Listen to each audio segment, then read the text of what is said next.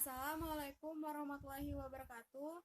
Nama saya Dita Sasabila, saya dari kelas MIPA 2. Biografi Insinyur Soekarno. Insinyur Soekarno adalah Presiden pertama Republik Indonesia, sekaligus tokoh proklamator negara ini. Soekarno akrab dipanggil dengan julukan Bung Karno. Bung Karno dikenal sebagai putra Sang Fajar karena lahir saat fajar menyingsing. Bung Karno lahir di Surabaya 6 Juli 1901 dan meninggal di Jakarta 21 Juni 1970. Dikutip dari laman RRI, Soekarno awalnya diberi nama Kusno Sosrodihardjo karena sering sakit, namanya diganti menjadi Soekarno.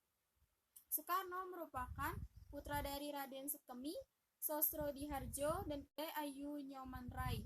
Ibunda Bung Karno merupakan bangsawan Bali. Kedua, orang tua Soekarno bertemu saat sang ayah menjadi guru di Bali. Soekarno hanya sebentar tinggal dengan kedua orang tuanya di Blitar. Kemudian beliau pindah ke Surabaya untuk menamatkan SD. Selama di Surabaya, Bung Karno tinggal di kediaman Haji Omar Said Djokro Aminoto. Setelah tamat, Bung Karno melanjutkan pendidikan di HBS Hogewe Burger School. Lulus tahun 1920, Soekarno melanjutkan pendidikan di THS, Teknis Hogeschool di Bandung. THS ini merupakan cikal bakal Institut Teknologi Bandung. Soekarno lulus pada 25 Mei 26 dan mendapat gelar insinyur. Setelah lulus, Soekarno mendirikan Biro Insinyur bersama dengan Insinyur Anwari tahun 1926. Selama di Bandung, Bung Karno aktif dalam banyak organisasi. Beliau juga mendirikan Partai Nasional Indonesia pada 4 Juli 1920. PNI adalah partai yang bertujuan untuk memerdekakan bangsa Indonesia. Karena tujuan inilah Soekarno dipenjara pada 29 Desember 1929 di penjara Sukamiskin. Bung Karno kemudian berulang kali dipenjara tetap teguh memperjuangkan kemerdekaan Indonesia. Perjuangan Soekarno cukup panjang sebelum akhirnya mampu menyatakan kemerdekaan Indonesia tepat pada tanggal 17 Agustus 1945. Bersama Muhammad Hatta dan beberapa tokoh lainnya, beliau menyatakan kemerdekaan bangsa. Dilansir dari laman RRI, Soekarno sebelumnya sudah mengemukakan dasar negara Pancasila pada sidang BPUPKI 1 Juni 1945. Dasar ini kemudian menjadi dasar negara Indonesia. Bung Karno menyerahkan jabatannya sebagai Presiden Indonesia setelah terjadi gejolak politik. Gejolak ini disebabkan oleh pemberontakan G30 SPKI yang menewaskan banyak perwira TNI. Soekarno wafat di RSPAD tanggal 21 Juni 1970 karena sakit yang terus memburuk. Beliau dimakamkan di Blitar dekat dengan makam sang ibunda yaitu Ida Ayu Nyoman Rai. Terang-terangan menentang imperialisme. Bung Karno merupakan sosok yang vokal menentang kewenangan-wenangan penjajah.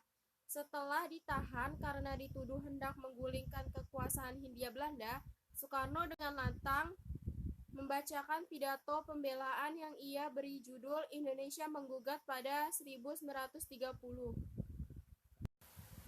Hal yang perlu digarisbawahi dalam pidato ini adalah pidato tersebut bukanlah pembelaan Bung Karno terhadap dirinya sendiri, melainkan pembelaan terhadap pergerakan nasional Indonesia. Soekarno menyampaikan kritiknya terhadap imperialisme dan menyebut Belanda imperialis yang menyebabkan kemelaratan.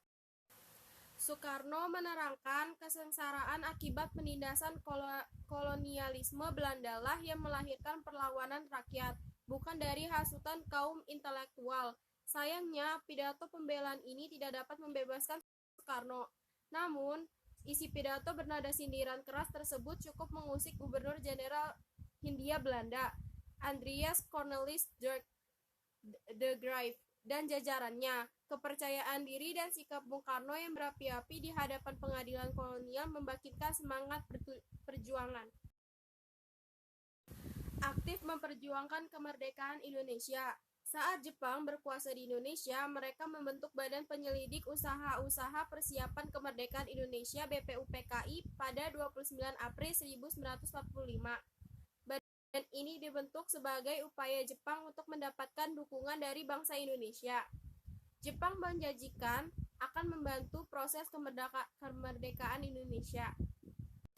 Tugas dari BPUPKI adalah mempelajari hal-hal yang berkaitan dengan aspek-aspek politik, ekonomi, tata pemerintahan, dan hal-hal yang diperlukan dalam usaha pembentukan negara Indonesia merdeka.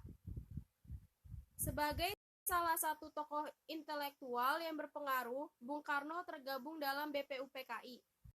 BPUPKI 1 Juni 1945, Soekarno turut mengemukakan 5 sila yang menjadi dasar negara Indonesia merdeka. Kelak IR Soekarno juga bergabung dalam Panitia 9 yang bertugas untuk merumuskan dasar negara. Selain itu, beliau juga terlibat dalam pembahasan mengenai Undang-Undang Dasar atau UUD. Setelah Jepang makin terdesak akibat dijatuhkannya bom atom di Hiroshima dan Nagasaki oleh tentara sekutu, perwira tinggi Angkatan Darat Jepang di Saigon, Hisaichi Terauchi, menyetujui pembentukan Panitia Persiapan Kemerdekaan Indonesia atau PPKI untuk melanjutkan tugas BPUPKI dan mempersiapkan kemerdekaan Indonesia. Merumuskan naskah proklamasi kemerdekaan. Bung Karno dikenal sebagai proklamator sebab beliaulah salah satu penyusun naskah proklamasi dan orang yang membacakan teks bersejarah tersebut. Pada 17 Agustus 1945 pukul 3 pagi, naskah proklamasi disusun oleh Soekarno, Muhammad Hatta, dan Ahmad Subarjo di kediaman Laksana Tadashi Maeda. Akhirnya pada pukul 10 WIB di hari yang sama, naskah proklamasi dibacakan oleh Bung Karno di halaman rumahnya di Jalan Pegangsaan Timur nomor 56 dalam suasana khidmat. Inilah momen bersejarah Indonesia menjadi bangsa yang merdeka.